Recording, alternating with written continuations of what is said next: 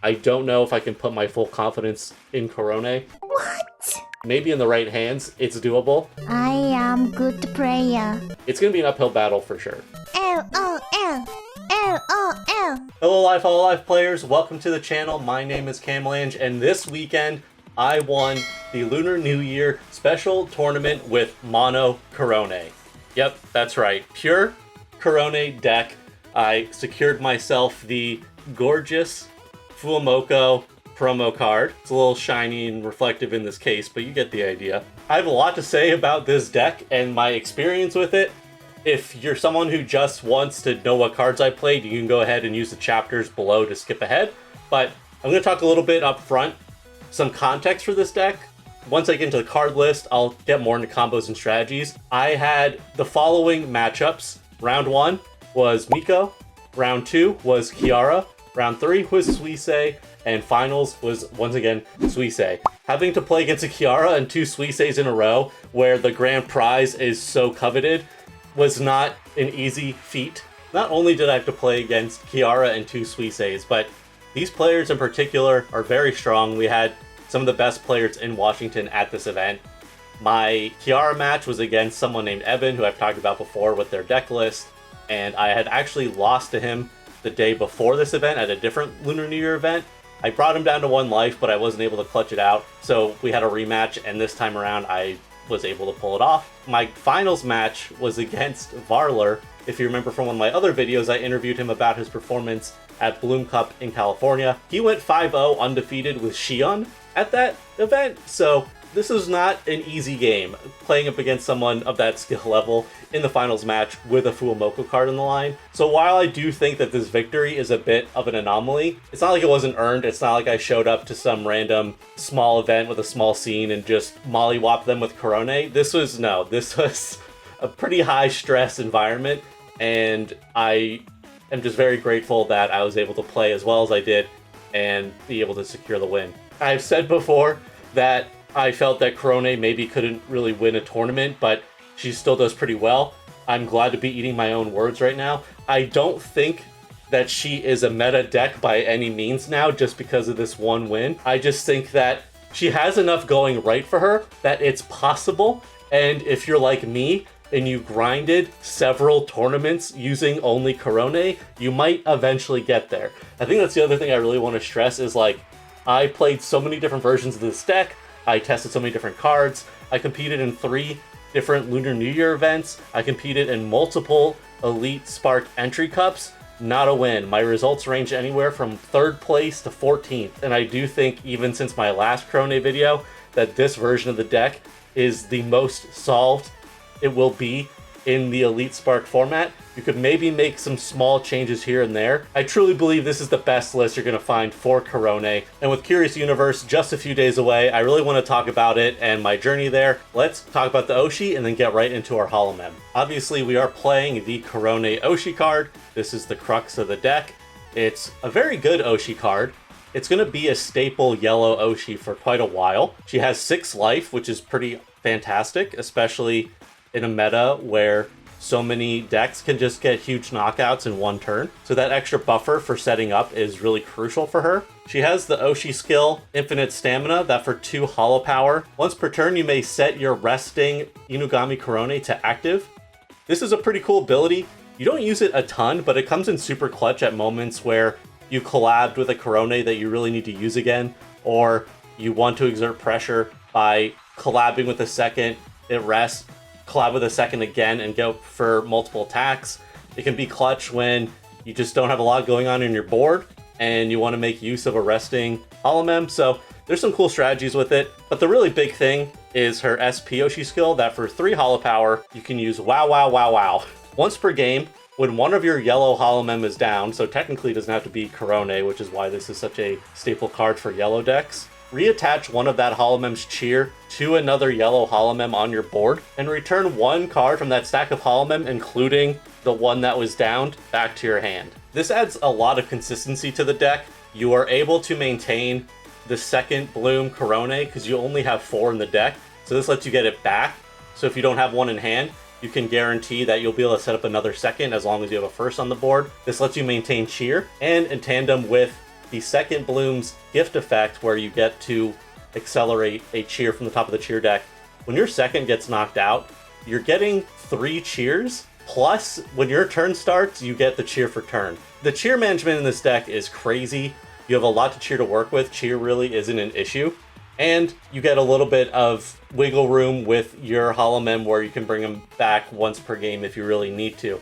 It's better to wait later in the game when you really need it. However, it can be very helpful early game if you're just not finding your seconds and you don't want to get run over. You can just SP early, get your second back, and keep yourself in the game. It's 3 holo power, so if you go first, you'll be able to set up 3 holo power by the time your second bloom hits the board, and your second bloom's gonna hit the board before your opponent does. So going first can be really helpful. Obviously, it's advantageous in general in this game to go first, but going second, that's one of the things you lose, is that you probably won't have enough holo power by the time they get their second bloom out, and that can be pretty difficult to deal with. And since we talked about the second bloom a little bit already, let's go right to it. This, of course, as I mentioned, has the gift effect where when it is downed, you can attach a cheer from the top of your cheer deck to one of your Korone. Very good gift ability. A lot of her effects are triggered on getting downed. It's not amazing. However, because you're 6-life Oshi, it can be really great for just staying in the game and making some impressive comebacks. Your opponent is going to be not thrilled when they're like, oh, I finally knocked out that second bloom. Oh, they've got plenty of cheer and they're going to set up another one next turn. So it can be pretty difficult to deal with in that sense. She's 210 HP, which is solid. Normally, I would say that's great, but in this format with Kiara and Suisei, they don't really have much of an issue hitting over 200. For Suisei, it's a little harder. She has to put in a little bit more work. I know Suisei sometimes run explosion magic, things like that to help with the numbers. And of course, they have their first bloom Suisei that also lets them put 20 on a back holomem, and then the second bloom Suisei can attack the back. Kiara honestly really has no problem knocking this out, and that's why it's probably her worst matchup. Definitely the worst matchup as far as the top tiers go. She has the Art's the Biggest Disaster for 2 yellow cheer, 1 colorless. Base damage 120. Hits white for weakness. None of the top decks right now are white. If you run into one of the Kanata decks that are still out there, Korone wins that matchup pretty hard because of her other first bloom that negates HP reduction to your center Korone, and she hits it for weakness. There's that, but really in the top meta with Kiara, Suisei, Reine, Maureen, it doesn't really apply too much, but you do have another way to get plus 50 on this attack, which is you can detach one of the first blooms stacked to this holomem, and that'll give you plus 50 for that turn, but it only works against second bloom holomem, which can be a little frustrating. You have to play very carefully so that if you run into a tanky first bloom, you have hopefully already put some damage on it. So what I typically do with the Dakimakura Korone, it does 30 damage for only 1 cheer. I like to spread 30 damage to as many of their holomem as possible, because a lot of the first blooms in this meta, their threshold is 150 HP. The Kiara first bloom, that lets her get rid of 4 cards from her deck to the archive, 150 HP. The Suisei that searches for other Suiseis, 150 HP. The Night Kiara is only 120 HP, so in that case, you don't need the extra 30 damage, but if she has Katori, you do, so you might need a Futoinu to fix the math and attach that to get the plus 10 arts. This deck is by no means an autopilot deck. I think there's a lot you have to strategize for in the long play of the game. You're in it for the long haul. You're not going to win quickly. You have to really play patient, build up a strong board state, know when to be defensive, and find the right opportunities to be aggressive, because the math is very delicate. And you're going to have a lot of exact damage moments that will get you where you need to be, but you can't take it for granted. Now to our first blooms. This is the boxing style Korone. This is what a Kanata player does not want to see. She has 150 HP. Again, kind of referencing that 150 HP threshold if you're doing the mirror match, which you likely won't be, but hey, you know, good information to have. She has the gift effect where when she's in the collab position, your center Korone's HP can't be reduced or lowered by your opponent's abilities. So this is literally just, I've said it before, it's a Kanata Oshi counter. You can't get your HP reduction to 50 HP. So this is great for that. But what's really good about this card is that for 2 cheer, she does 30 damage, but the secondary effect is when she performs the arts, you get to send a cheer from the top of your cheer deck to one of your holomem with #gamers, which of course Korone is a gamer. This is really great for cheer ramp. Early game, you really want to hope to get these and start setting up your board and buffing up your other Korone with this cheer ramp. You can also attach it to herself if you want to. Most cases, it's better to just go to another holomem in case this one gets knocked out. The baton pass cost is pretty high, but since you're mostly collabing with it anyway, you don't really need to worry about that. And if you are in a position where you're really kind of struggling for cheer and you need to put damage on the board, you're not going to want to fish for this one. You are going to want the Dakimakura Korone that hits the same amount of damage but for only 1 cheer. So you just need to prioritize in the moment what you're doing. Are you looking for cheer ramp, or do you need to put some dents on your opponent's board to start opening them up for knockouts? And as I keep referencing, here is our Dakimakura Korone. This is a fantastic card. First of all, it is a Dakimakura Korone, so we have that going for it. You are welcome. It also has 200 HP, which is absolutely nuts in this format. 200 HP on a first bloom is just outstanding. You're going to have a really hard time getting this knocked out. Your opponent has to spend a lot of resources just to get rid of this. And really, it's not usually the best use of their resources because they want to wait until you've got the second out. Playing these early, I like to use this a lot against Suisei because I just feel safe. That 200 damage threshold is really hard for them to hit. And if they do, they had to use a lot of resources to get there, and it kind of spares my other holomem in the process. Having only 1 cheer for 30 damage is very nice. It's not a ton of damage, but with a lot of your math, that extra 30 comes in super handy. Let's say you have the second bloom Korone, you detach the first, she's doing 170, and you need to get to that 200 threshold. You collab with her, you're at 200, and then you can either attach a Stone Axe or a Futoinu to one of them to get over that 210 HP to knock out a Suisei or Kiara with Kotori. If Kiara doesn't have a Kotori, just the first bloom and the second bloom are enough to get rid of it. So this is just a really great and versatile card.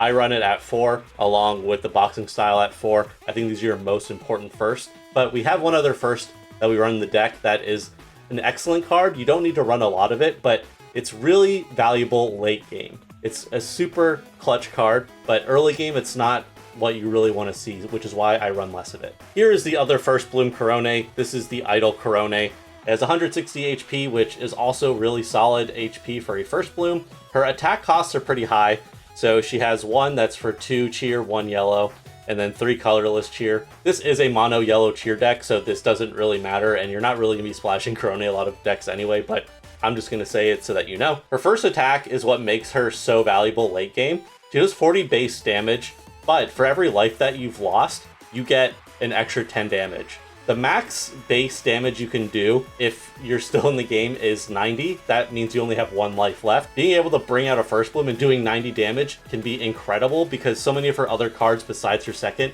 don't hit for very high damage. So this in tandem with a second, or 2 of these together, whatever it is that you're doing, you have a lot of ways to bring things back with this card. You don't even need to wait that late in the game. Even with 2 life left, she's doing 80 damage, which is awesome. You get a Stone Axe on there, you're doing 100. You get a Futoinu in there, you're getting 90 without having to be down to your last life. Really strong card. The second attack is not great because it requires 3 cheer, and usually by the time you're using it, you're going to be getting more damage off of this anyway. It's decent to have. I would say it's something that would maybe come up in a very particular situation, but you're really relying on this first arts. I only run this at 2. I've experimented with 3. Depending on your playstyle, you might like to run 3. I felt very good with the 2. This card really did its role when I needed it to, and that's really all you need from it. Moving on to our debuts, we run 8 of the Unlimited Korone. This is a great debut card. It has 120 HP, which is fantastic in this format. It's very bulky, only needs 1 cheer to attack. You're only doing 20, but it's only 1 cheer.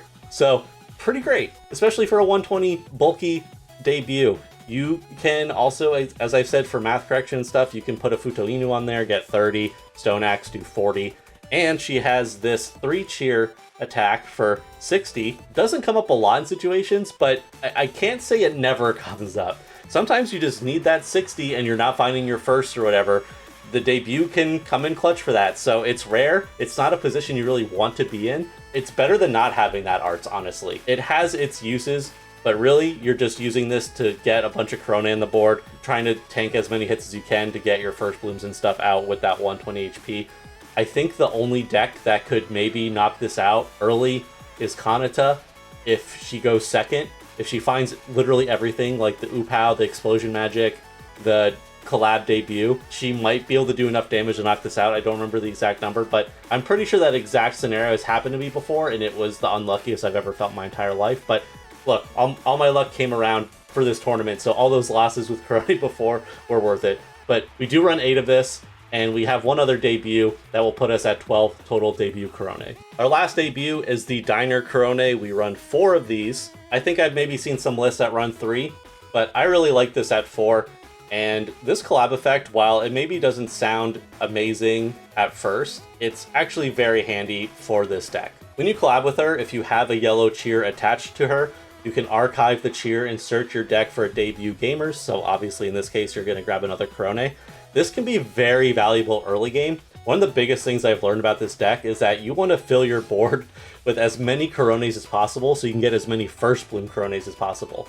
If you lose your second and you don't have Korones prepared, you're in a really bad position. And yes, of course, that applies to pretty much every deck in the game, but this deck especially just doesn't have a ton of aggressive options. So in order to play a proper defense, you want to have a stacked wall of Korones out there.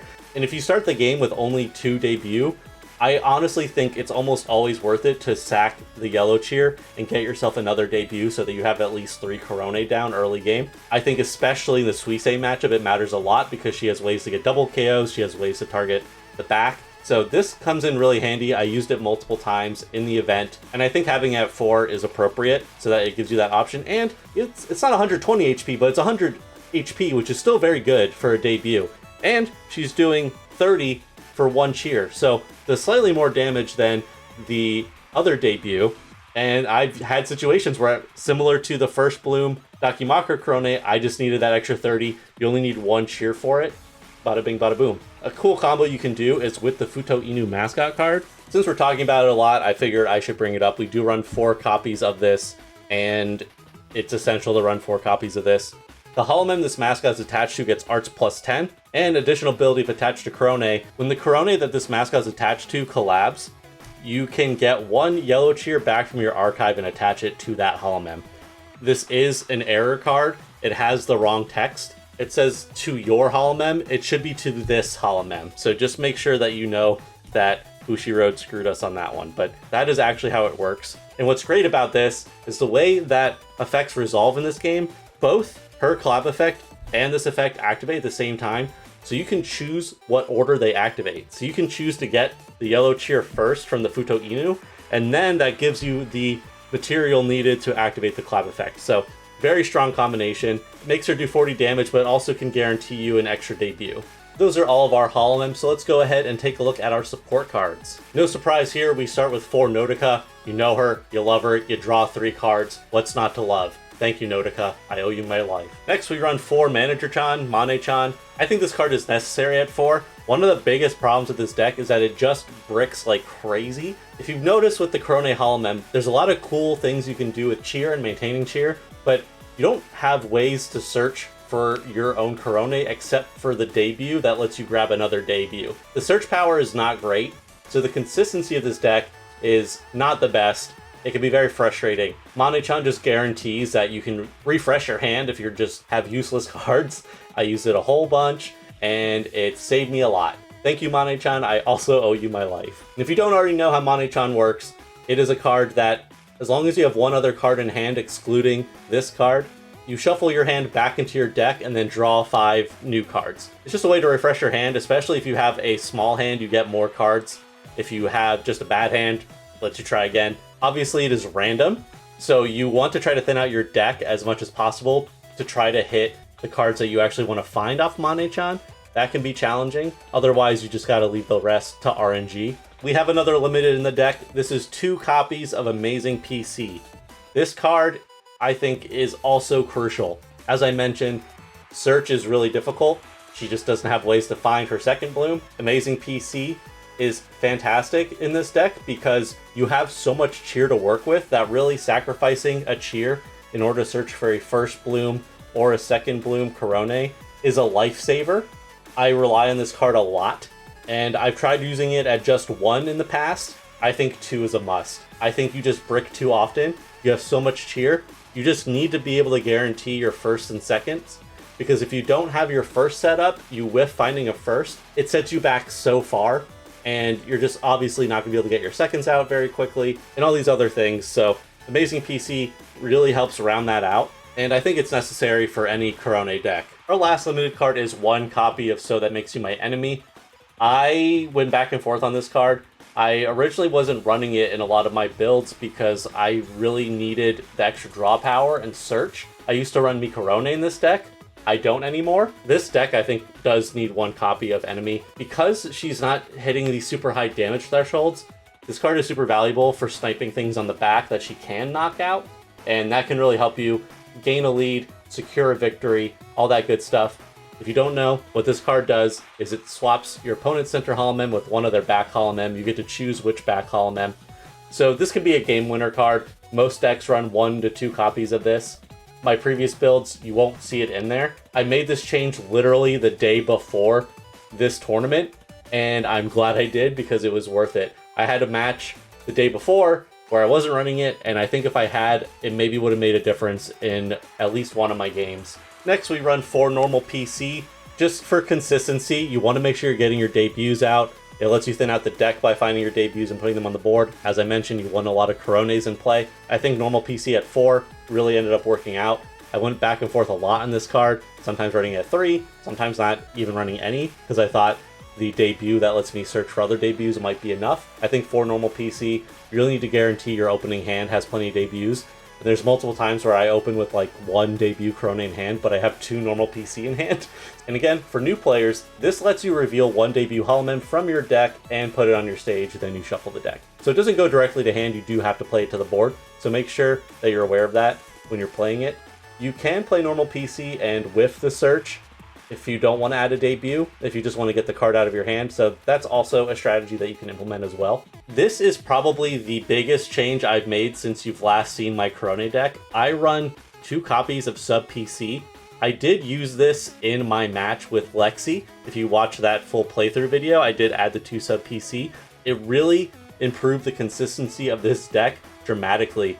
That's the reason why you don't see the Mikorones anymore, because I made room for the sub PCs and the enemy, because I just felt the value of finding the limiteds that you want is so much better than just drawing 2 and then possibly whiffing on a dice roll. This card is clutch for multiple reasons. It can find you Nodoka, Mane-chan, Amazing PC, or Enemy.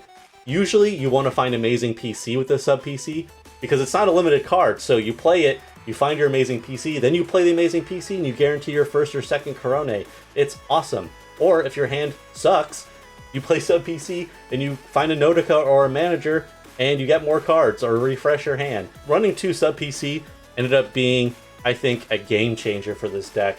I highly recommend it. I also have to give credit to Weiss and Chill for this recommendation. When I looked at his Korone deck list, he was running 2 sub PC. I talked to him a lot about how he felt about that deck and ultimately decided to try it for myself. And he was right. Of course he's right. It was a great addition to the deck and it improves the consistency so much. Our last item is 1 copy of custom PC. You could consider running maybe 1 retro PC if you prefer that, since you might have a lot of second blooms hitting the archive, especially if they accidentally get hull powered. I prefer to play like I'm not losing. So custom PC, I prefer that because I can play it whenever I want in the game. Retro PC only lets you play it after you have 3 life, and Korone is a 6 life Oshi, so it takes a while before it's even active. What custom PC does, you reveal a debut holomem from your hand, you put it back at the bottom of the deck, you find a first bloom holomem of that same name, and then add that to your hand and then shuffle your deck with that debut that you revealed, you shuffle it back in there. You could maybe run 2, I think the 1 is fine. Because you run 4 normal PC, you have the collab Korone that lets you search for a debut. So if your board is already in a good position and you have debuts in your hand that aren't doing anything, it lets you exchange it for a first bloom that you desperately need. I was happy with it at 1. I used it almost every time I found it, which is great. I purposely try to keep 1 debut in my hand just in case I really need a first bloom. If my board's looking fine with a bunch of firsts, then I don't feel like I need to hold on to the custom PC as much. Another significant change I made from my other list is I only run 2 copies of Stone Axe. The reason for this is I just found that putting 10 damage on my own Korone was just enough to help my opponents get knockouts when they needed it. It was very frustrating because I need the 20 to be able to get over the damage thresholds I need. But there's been multiple times where a Suisei was doing like exactly 200 damage and I had 10 damage on it, and if I just hadn't used Stone Axe, I would have been fine. It happened to me in the Kiara matchup as well, where they just had enough holomem in the archive to do exactly 200 damage, and I had 10 damage already on me. It's not a good feeling. I do think you need the Stone Axe in there. You can't just get rid of it completely. There's just certain times where you have to take that risk to take 10 damage and then get the plus 20, because with the Korone second bloom, if you archive the first bloom from the stack, it puts you at 170. You put a Stone Axe on there, that's 190. So that, along with a 30 attacker, is going to be enough to get you past that 210 mark that you're trying to hit, or even higher if you're against Reine. And maximum you can do if you really want to use a lot of resources is you put a Futoinu on Korone, you put a Stone Axe on Korone, you archive that first bloom, you're doing 200 damage. That's the maximum damage she can do in this deck. So in that sense, the Stone Axes are valuable. And because of all the Nodokas and managers and things like that, you can thin out the deck pretty decently, and you'll be able to find the Stone Axe when you need them. You don't need a whole bunch of them, otherwise they're just kind of bricking in your hand, and they're not letting you do anything. And last but certainly not least, as we said, we do run 4 copies of the Futoinu. This card's amazing. It helps fix math with the plus 10 on your arts. It helps you get cheer with the collab effect, and it's very cute. Look at that cool little guy. That's just a cute dog. But really, it comes in so handy. Early game, it gives you a plus 10. In the Suisei matchup, if you go first and your opponent uses their collab effect Suisei that has 70 HP to sack one of their cheers to draw 2 cards, you can set up 2 first blooms with the Dakimakura Korone, put a Futoinu on one of them, and by that point, because it's your turn 2, you'll have 2 cheer.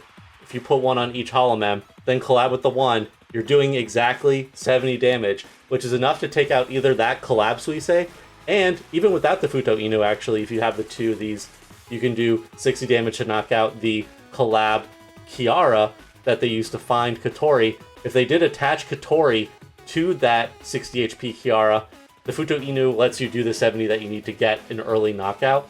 So it's kind of an interesting way to get ahead of the life race. Because you have 6 life, you really want to get ahead as soon as possible for that life race, because you're not super aggro, but if you can give yourself a nice cushion of like 1 more life than your opponent, then you're going to be sitting in a pretty good position, especially against Kiara, who is like a pseudo 6 life Oshi. You really want to get that pressure to make her use the SP so that you can finally get through the rest of her defenses. So again, Futoinu, incredible card. Run 4 of it. You need it. Self-explanatory, we run yellow 20 cheer with the Korone sleeves, double sleeved to keep them nice and safe. Beautiful. Here's the final look at the full deck list of my Mono Korone deck. This is the deck list that let me win a Lunar New Year tournament against some of the best players in the state, against some of the best decks in format, and I'm incredibly proud of the hard work I put into making this deck possible. I'm going to be a little sappy for a moment. I managed to win a local in each format, Blooming Radiance and Quintet Spectrum so far. Elite Spark, I was really struggling. I felt like I was lost with this game. I really wanted to play Korone because she is my JP Oshi. She was my first exposure to hololive. She means a lot to me as a talent, and I wanted to represent her. And I knew she was at least high tier, which honestly in card games, you want to be playing top tier almost all the time, but I felt that she had decent enough matchups in the top tier that she could potentially do it. And none of the top tier decks really vibed with me that much. I don't see myself as a Suisei player or a Rainy Marine player, maybe a Kiara player, but at the end of the day, I just really wanted to play Korone. So I went to so many Elite Spark entry cups, and that wasn't even like top meta because the Kiaras and Suiseis have to play Pekora instead of Chloe. And I got close a couple times, ultimately couldn't do it. I got 3rd, was the highest in any of those. I had some regular tournaments with this deck where I just bricked horrendously and got 14th out of like around 16 players, because that's our locals participation cap at the moment. It actually just increased to be over 30. So very excited about that. But for now, our cap is 16. We hit our cap for the Lunar New Year event as well, so we were exactly at 16 players. It was a full event. And I traveled all the way to Canada to participate in the Bloom Cup DX. I actually put aside Korone because I was feeling so down and out about it. I tried running the Sora Robo deck with the Kanata Oshi because I felt that would play well into Kiara. It does okay into Raine Marin with the Robo hitting for weakness. I also just didn't play great there either. I bricked a lot.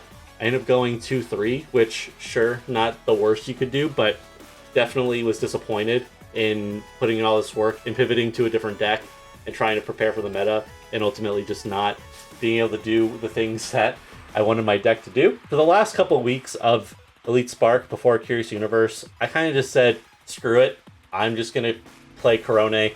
It's the deck I'm the most comfortable with. I'm the most familiar with it. I know her matchups really well because I've played it so much. I still felt like I had ideas on improving the deck, like the sub PC, like the Stone Axe reduction, like the enemy edition. Like I said, I went to one on Friday.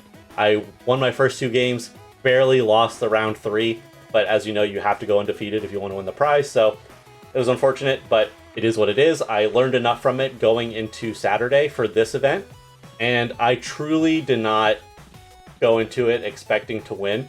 I was just playing for the love of the game and for my Oshi. I got really lucky on my dice rolls. I was able to go first against Kiara and both Suisei matches, especially against Kiara. If you go second, it's extremely hard to come back from that. Being able to go first in all those matches really made a difference. I was able to draw well. I made some really optimal plays. I felt like I didn't make any terrible misplays throughout the day.